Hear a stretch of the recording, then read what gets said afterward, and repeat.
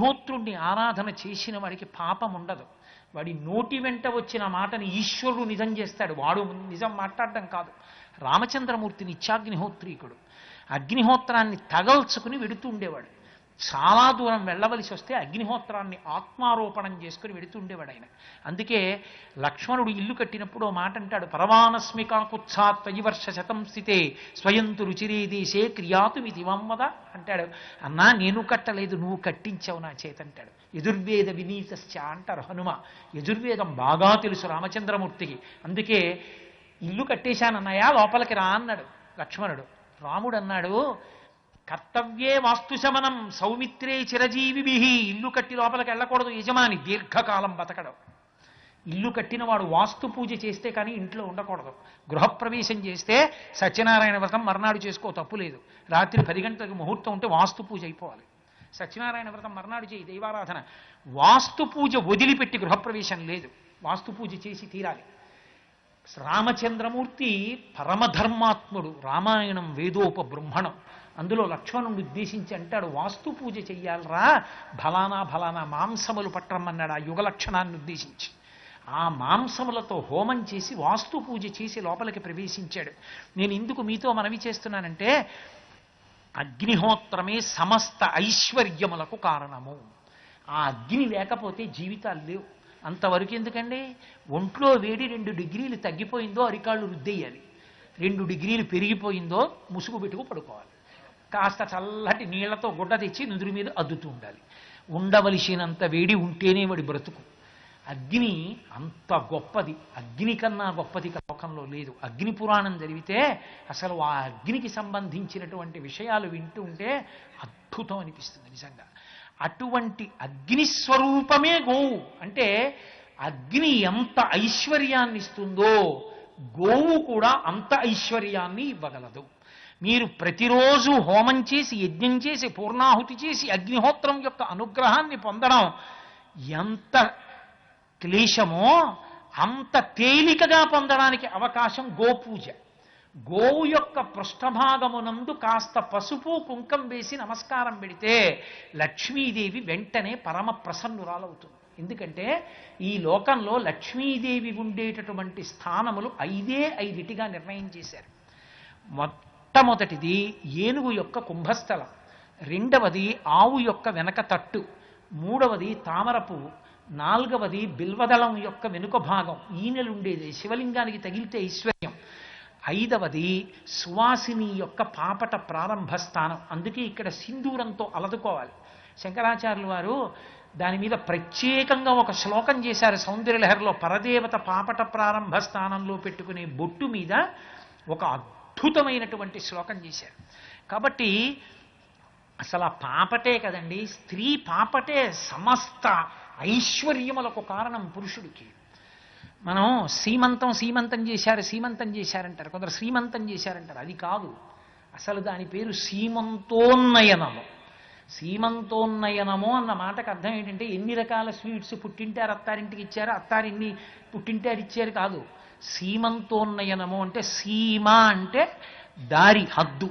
సీమ ఇక్కడతో పూర్తయిపోయిందని. సీమాంతము అంటే సీమంత ఉన్నయనము అంటే అడవి పంది ముళ్ళుతో భర్త గర్భరక్ష పెట్టి భార్యని రక్షించుకోవడానికి గణపతిని ఆరాధించి అడవి పంది ముళ్ళుతో పాపట తీస్తాడు ఇక్కడ వరకు. ఇది దాటకూడదు. ఎందుకని? ఒక రంధ్రం మూసుకుపోతుంది పుట్టగానే, వెళ్ళిపోయేటప్పుడు తెరుచుకుంటుంది ఓ రంధ్రం. అందుకే ఏకాదశ రంధ్రములు అన్నారు శరీరానికి. 2 కళ్ళు, 2 ముక్కులు, 2 చెవులు 6, నోరు 7, మలద్వారం 8, మూత్రద్వారం 9 బతికున్నంత కాలం పనిచేస్తాయి. అమ్మ కడుపులోంచి రాగానే నాభి గొట్టం కోసేస్తే నాభి బంధం తెగిపోతుంది, హృదయ బంధం ఉండిపోతుంది, బొడ్డు మూసుకుపోతుంది. అప్పటి వరకు ఆ నాభిగొట్టంలోంచి వెడుతుంది ఆహారం. కాబట్టి అదొక రంధ్రం. 11వ రంధ్రం బ్రహ్మరంధ్రం. ఇది తెరుచుకుని బయటికి వెళ్ళాలి. ఇది తెరుచుకుని బయటికి వెడితే మనుష్య జన్మ సార్థక్యం అని గుర్తు. యోగమునందు వెళ్ళిపోవాలి. అలా వెళ్ళిపోకపోతే కనీసం ఆ శరీరానికి కపాలం పేలిపోయే వరకు ఉండి కపాల మోక్షం అయిందని అప్పుడు స్నానం చేసి ఇంటికి వెళ్ళిపోతారు. పొత్తిగా వీడు మళ్ళీ పుడతాడు పాపిష్టి వాడు అండం ఎందుకని, ఏదో పేలిపోయింది లేని టప్ అని చప్పుడు వస్తుంది, అప్పుడు ఇంటికి వెళ్ళిపోతూ ఉంటారు. సరే, అందుకని 11వ రంధ్రం ఇక్కడ ఉంటుంది, దాన్ని తట్టకూడదు. అందుకే మన చిన్నతనంలో పెద్దవాళ్ళు మాడు మీద కొట్టకురా మాడు మీద కొట్టకురా అనేవారు. మాడు మీద కొడితే మృత్యు వస్తుందని. అందుకే పరమేశ్వరుడు కూడా అంత జాగ్రత్తగా నిర్మించాడు జుట్టు పెట్టి దెబ్బ తగలకుండా. ఇక్కడ వరకు మాత్రమే, అది కూడా స్త్రీ అయితేనే పాపట. పురుషుడికి పాపట తీసుకోవడం అన్నది లేదు. ఎందుకో తెలుసా? పురుషుడు శిఖతో ఉంటాడు, గుండు చేసుకుని ఉంటాడు. ఏకవస్త్రధరో ధన్వీ శిఖీ కనకమాలయ అంటాడు మారీచుడు రావణుడి గురించి చెప్తూ. అందుకని పురుషుడికి పాపట ఎందుకు, జేబులో దువ్వెన ఎందుకు? స్త్రీకి పాపట. స్త్రీ పాపట తనకి తాను తీసుకుంటుంది ఇక్కడ వరకే. భర్త సీమంతోన్నయనము అంటే భార్యకి 5వ నెలలో కానీ 7వ నెలలో కానీ అడవి పంది ముళ్ళుతో పాపట తీసి జుత్తుని అటు ఇటు సవరించి వెనక జుత్తుని ఎత్తి పట్టుకుని ఆ కేశబంధనం వేస్తాడు, వేసి సిగలో పువ్వులు పెడతాడు. దాని చేత ఒక మంత్రం చెప్తారు, చెప్పి మేడి ఆకు తీసుకొచ్చి కడుపుకి కడతారు. దానికి సీమాంతము వరకు జుత్తు ఎత్తి పట్టుకుని పాపట తీశాడు కాబట్టి సీమంతోన్నయనము దాని పేరు. అది వైదిక సంస్కారం. అది మానేసి మీరెన్ని సీట్లు తెస్తారు మేమెన్ని సీట్లు తెస్తామంటే గర్భరక్ష ఉంటుంది, ఏముండదు. షుగర్ ఉన్నవాడికి ఇంకొంచెం పెరుగుతుంది తప్ప దానివల్ల ఉపయోగం ఉండదు. ఇవాళ ఏమైపోయిందంటే అసలు వైదిక సంస్కారం మూలబడిపోయింది, అక్కర్లేని విషయాలు బయటికి వచ్చాయి.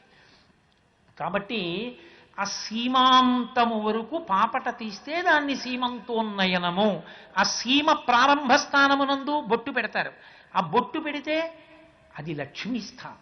భర్తకి ఒక పురుషుడికి స్త్రీని పీటల మీదకి తీసుకొచ్చేటప్పుడు లక్ష్మిగా తీసుకొస్తారు. ఆడపిల్ల మా ఇంట్లో పుట్టి ఆయనకి లక్ష్మిగా వెడుతోంది. ఆయన నారాయణుడు, ఆయన్ని చేరిపోతోంది నిత్యానపాయని. నన్ను ఉద్ధరించడానికి కొన్నాళ్ళు నా ఇంట్లో ఉంది. పోతన గారు వీరభద్ర విజయం చేస్తూ పార్వతీదేవి వంక చూసి అంటాడు, అమ్మా గిరులలో నన్నొక్క గిరినైన నా పేరు వెలయచేసి తిట్లు ఇందువదన, నీకు తండ్రినైతి నాకింత చాలదే, ఇది మహాద్భుతంబు ఇందువదన అంటాడు. కొండల్లో ఓ కొండ నాకెంత పేరు వచ్చిందమ్మా నువ్వు నాకు పుడితే అంటాడు. ఆడపిల్ల అంటే నారాయణుడు ఎక్కడో ఉన్నాడు, ఆయన దగ్గరికి వెళ్ళిపోతుంది ఈ లక్ష్మి. అందుకే పీటల మీదకి పురుషుడు నడిచొస్తాడు, ఆడపిల్ల రాకూడదు, పద్మంలో రావాలి. దానికి బదులు ప్రత్యామ్నాయంగా కాస్త ధాన్యం వేసినటువంటి బుట్టలో కూర్చోపెట్టి మేనమావలు ఎత్తి తీసుకొస్తారు.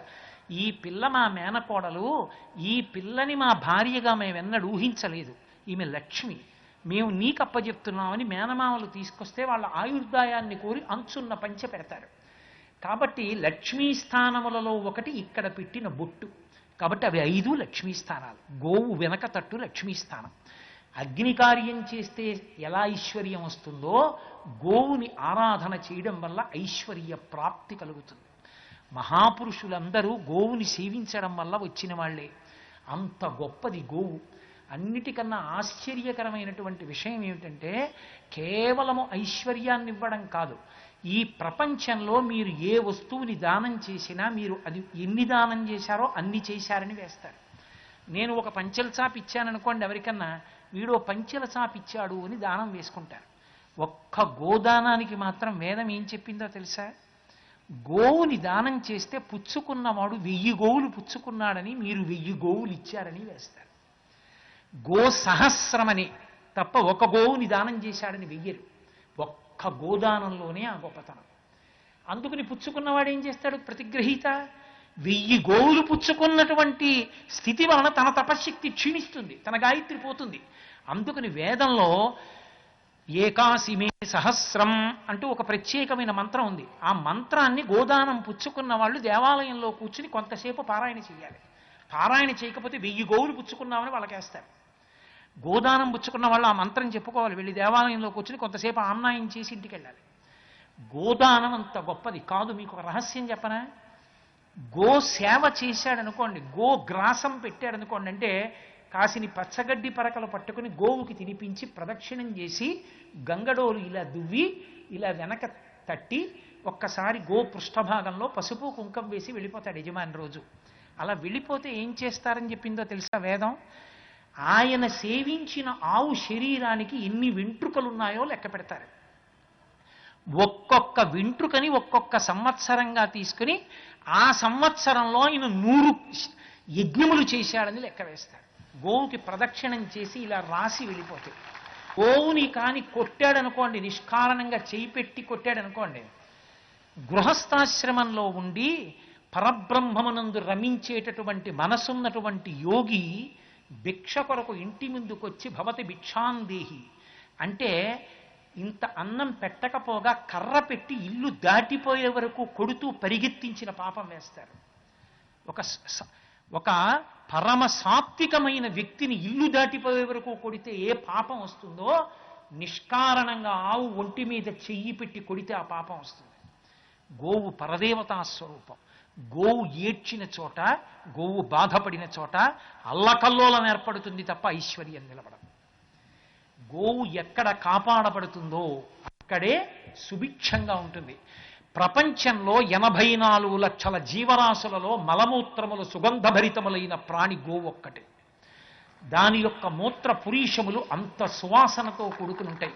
ఆ పంచగవ్య ప్రాసనమని ఆవు పాలు, ఆవు పెరుగు, ఆవు నెయ్యి, ఆవు మూత్రం, ఆవు పురీషం అంటే ఆవు యొక్క పేడ, ఈ 5ంటిని కలిపి సమంత్రకంగా లోపలికి పుచ్చుకుంటే పెద్ద పెద్ద క్రతువులు చేసేటప్పుడు శరీరంలో ఉన్నటువంటి పాపములన్నీ కాలిపోతాయి. అందుకే పంచగవ్య ప్రాసనం చేయిస్తారు. గోమూత్రంతో ఆయుర్వేదం వేదానికి ఉపాంగం. ఉపాంగమైనటువంటి ఆయుర్వేదంలో ఒక విషయం ఉంది. గోమూత్రంతో ప్రత్యేకంగా తయారు చేయబడినటువంటి ఒక ఓషధి ఉంది. దానికి గోమూత్ర శిలాజిత్ అని పేరు. ఆ గోమూత్ర శిలాజిత్తుని సేవించిన వాడి శరీరానికి విపరీతమైన రోగనిరోధక శక్తి వస్తుంది. మసూచి వచ్చిన వ్యాధిగ్రస్తుడి మంచం మీద పడుకున్నా సరే వాడికి అంటువ్యాధి రాదని చెప్పారు. గోమూత్రమునందు అంత గొప్ప శక్తి ఉంది అని, అంత వ్యాధి నిరోధక శక్తినిస్తుంది గోమూత్రం. సద్య ఫలితంగా మీకు శక్తి కలగాలి అంటే గోశాల యందు ఉండేటటువంటి దర్భల్ని తెచ్చి హోమంలో వాడతారు. అందుకే పూర్వం రాజులు జైత్రయాత్రకు బయలుదేరేవారు. ఎప్పుడు యుద్ధం వస్తుందో తెలియదు, ఎప్పుడు యుద్ధానికి వెళ్ళాలో తెలియదు. అందుకే ప్రత్యేకంగా గోశాలలు పెంచి ఆ గోవులు తిరిగేటటువంటి ప్రాంతంలో వాటి మలమూత్రములు ఉండే చోట గడ్డి పెంచేవారు. అవి ఎత్తుగా పెరిగి ఉండేటట్టుగా కాపాడేవారు. యుద్ధం వస్తోంది, ఎవరో కోటని చుట్టుముట్టారనగానే రాజు గోశాలలో పెరిగినటువంటి దర్భగడ్డితో హోమం చేసేవాడు. హోమం చేసి బయలుదేరితే ఉత్తర క్షణంలో ఆయనకి విజయం, ఇక తిరుగులేదంతే. గోశాలలో ఉన్న దర్భలతో హోమం చేస్తే ఉత్తర క్షణంలో విజయం కలుగుతుంది. అంత గొప్పది గోవు. ఈ ప్రపంచం మొత్తం మీద పవిత్రమైన పుణ్యప్రదమైన స్థానం ఏదో తెలుసా?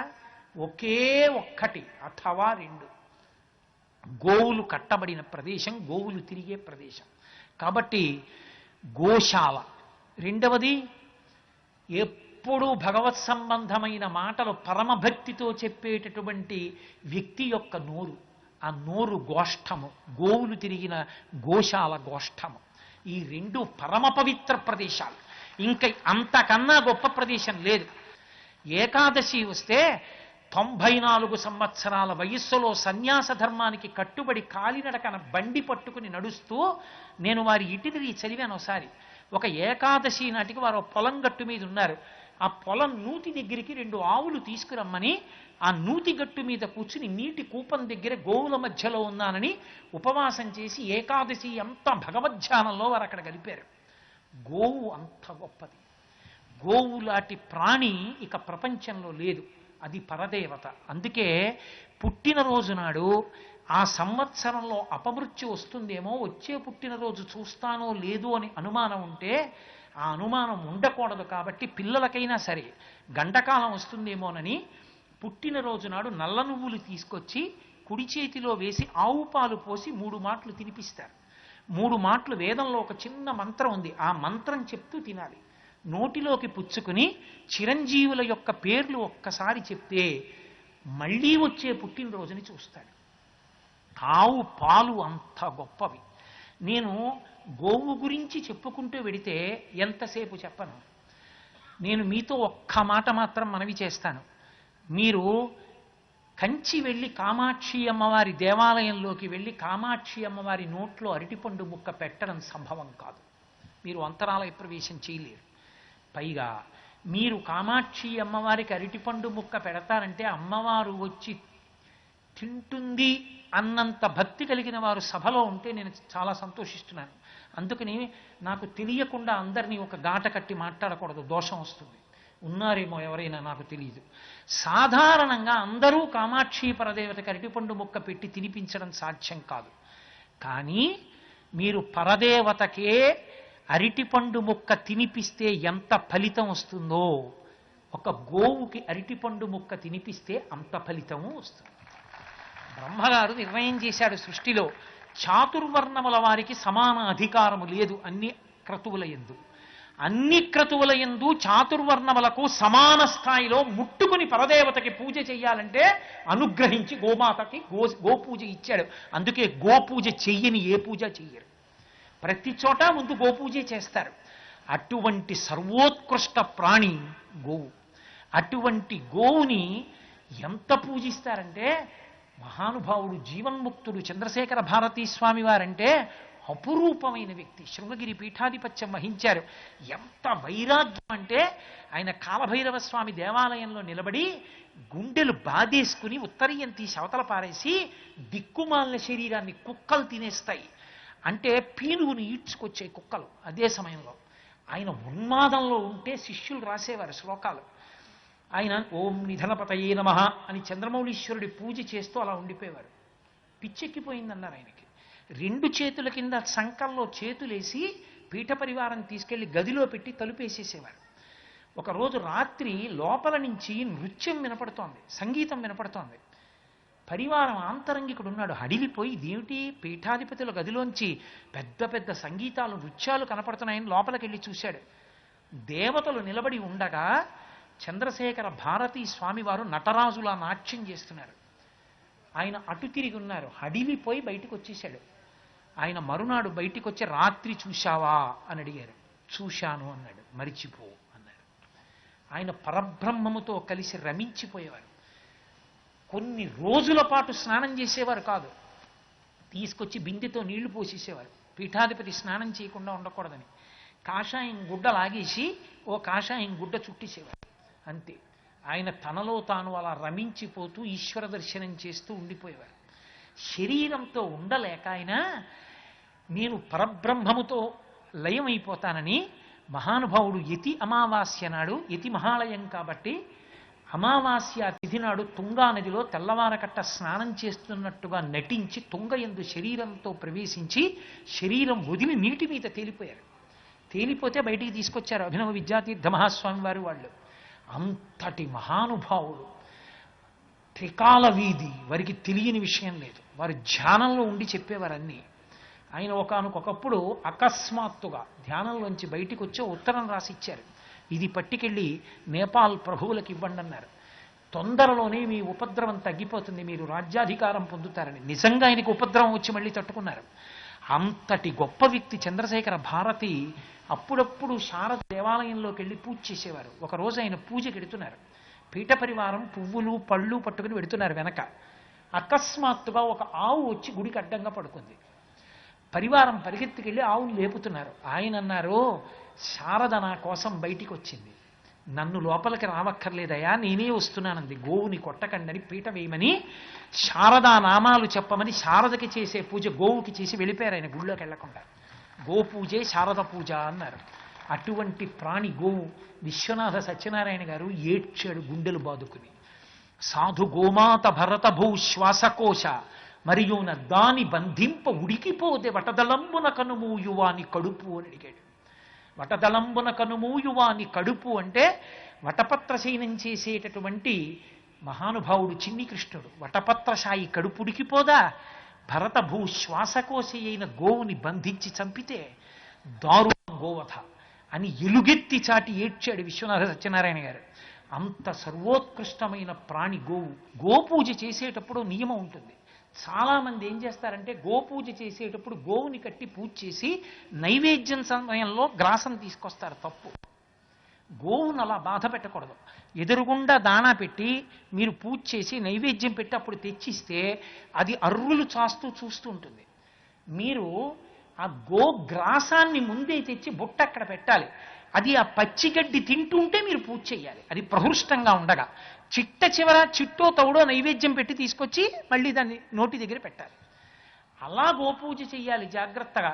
ఆ గో పూజ కల్పం అంత అద్భుతంగా ఉంటుంది. దూడతో కలిసి ఉన్నటువంటి ఆవు, కనీసం ఆవు దగ్గరకు వెళ్ళి మంత్రం వచ్చినా రాకపోయినా దాని పృష్ఠభాగం దగ్గర కాస్త పసుపు కుంకం వేసి 2 అరిసి పళ్ళో గోగ్రాసమో కాస్త చిట్టో కాస్త తవుడో ఇన్ని బియ్యమో పెట్టి రండి, ప్రదక్షిణం చేసి నమస్కారం చెయ్యండి.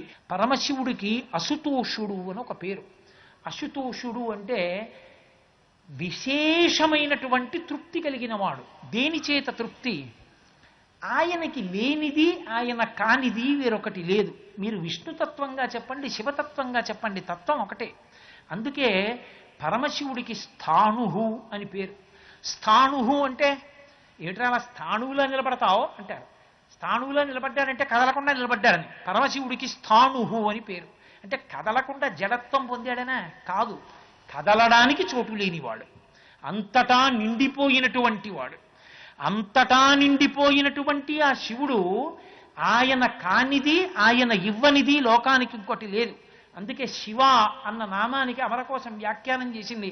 కళ్యాణం, భద్రం, శ్రేయం, క్షేమం, శుభం, ఇవన్నీ పర్యాయ పదాలు శివాకి. అందుకే శివుడికి మనం ఇవ్వగలిగింది లేదు. శంకరాచార్యుల వారు శివానందలహరి చేస్తూ ఒక అద్భుతమైన మాట అంటారు. కరస్తే హేమాద్రౌ గిరిశ నికటస్తే ధనపతౌ, శిరస్తే సీతాంశౌ చరణయుగళస్తే అఖిల శుభౌ, గృహస్థే స్వర్భూజామర సురభిచింతామణిగణే, కమర్థం దాస్యేహం భవతు భవదర్థం మమ మనః అంటారు. శివ మీకు ఇవ్వడానికి ఏముంది? నా దగ్గర ఉన్నది మీకు లేనిది ఏముంది అని ఇవ్వను. కరస్తే హేమాద్రౌ, మీకో బంగారం గొలుసు ఇస్తానంటానా? మీ చేతిలో బంగారు కొండ ఉంది. మేరు పర్వతాన్ని ఆయన ధనస్సుగా పట్టుకున్నాడు ఒకప్పుడు. కాబట్టి మీ చేతిలో బంగారు కొండ ఉంది, ఇంకా నేనేమి ఇవ్వను? శివ మీ దగ్గర బంగారం కొండ అయితే ఉంది, కానీ అర్ధరాత్రి అవసరం వస్తే ముక్క కొట్టుకుని పట్టుకెళ్ళి అమ్ముకోవడానికి ఏ కొట్టు తెరిచి ఉంటుంది? అందుకని డబ్బిస్తానంటారేమో. నవనిధులకు అధిపతి అయినటువంటి కుబేరుడు ఎప్పుడూ ఆయన పక్కన నిలబడి ఇలా చేతులు కట్టుకుని ఉంటాడు. ఎప్పుడైనా శివుడికి అవసరం వస్తుందేమో అని శివానుగ్రహంతో తాను నవనిధులకు అధిపతి అవ్వడం తప్ప శివుడు పుచ్చుకోవలసిన అవసరం ఎప్పుడూ కలగలేదు. కాబట్టి శివ నేనేమివ్వను. గిరిశ నికటస్తే ధనపతౌ, శిరస్తే సీతాంశౌ, మీకు తల మీద చంద్రరేఖ ఉంది, తదియనాటి చంద్రరేఖ. చంద్రరేఖ ఉంది అంటే అర్థం ఏమిటి? మనందరం పూజ చేసేటప్పుడు సంకల్పంలో శుక్లపక్షం కృష్ణపక్షంలో ఉండేటటువంటి తిథులు చెప్తాం. చంద్రుడి యొక్క వృద్ధి క్షయాన్ని బట్టి తిథులు వస్తాయి. ఆ చంద్రుడు వృద్ధి పొందుతాడు, క్షయం పొందుతాడు, తిథి మారుతూ ఉంటుంది, సంవత్సరాలు వెళ్ళిపోతాయి, మన ఆయుర్దాయం అయిపోతూ ఉంటుంది. గ్రసించేస్తుంటాడు. ఆయుర్నశ్యతి పశ్యతాం ప్రతిదినం జాతిక్షయం యవ్వనం ప్రత్యాయంతి గతాః పునర్న దివసాః కాలో జగద్భక్షకః లక్ష్మీస్తోయ తరంగ భంగ చపలా విద్యుచ్చలం జీవితం తస్మాన్ మాం శరణాగతిం కరుణయా త్వం రక్ష రక్షాధునా అంటారు శంకర భగవత్పాదులు. కాబట్టి ఆయుర్దాయాన్ని గ్రసించేస్తోంది కాలం. కానీ ఆయనకి ఆ వృద్ధిక్షయాలతో చంద్రుని యొక్క తిథుల చేత కదిలిపోతున్నటువంటి కాలం ఆయనకి ఆభరణం. ఆయన కాలాతీతుడు. అందుకే లోకాన్నంతటినీ చంపగలిగిన యముణ్ణి తాను చంపాడు ఎడంకాలి తన్నుతో. అందుకొకదు శంకరాచార్యుల వారు వక్షస్థాడనమంతకస్య కఠినాపస్మార సంవర్ధనం భుభృత్పర్యటనం నమత్సురచిర కోటీర సంఘర్షణం కర్మేదం మృదులస్య తావక పదద్వంద్వస్య గౌరీపతే మచ్చేతో మడి పాదుకా విహరణం శంభో సదాంగీకురు అన్నారు. ఆ యముణ్ణి తన్నినప్పుడు శ్రీశైల పర్వతం మీద తిరిగినప్పుడు నీ పాదం ఎంత సొక్కిపోయిందో శంకరాన మనస్సన్న మణిపాదుక తొడుక్కోమన్నారు. కాబట్టి మహానుభావుడైనటువంటి పరమేశ్వరుడు కాలాతీతుడు. ఆయన ఒకనాడు ఉండేవాడు కాడు, ఒకనాడు పోయేవాడు కాడు. ఆయన మెడలో పుర్రెలమాల ఎందుకు? లోకంలో ఆయనకు బంగారం గొలుసు చేయించి ఇచ్చేవాడే లేడా? అంత దరిద్రుడు ఆయన. ఎందుకు ఆయనకి మెడలో మాల? పునుకల పేరు కంఠమున భూరి భుజంగము భూషణంబుగా అనయము భస్మధారణము ఎద్రి నివాసము మేరు విల్లుగా అనువుగ దంతి చర్మమును హస్తములందు కపాల చూలముల్ పడిబడిదల్తు శంకర కృపావరు రూపము ఆశ్రయించేదన్నంటారు. ఆయన చేతకాక పుర్రెలమాల వేసుకోలేదు. మొట్టమొదట చతుర్ముఖ బ్రహ్మగారిని సృజించి వేదం ఇచ్చి సృష్టి చేయమన్నాడు. అయిపోయింది ఆయుర్దాయం, బ్రహ్మగారి శిరస్సు పడిపోయింది.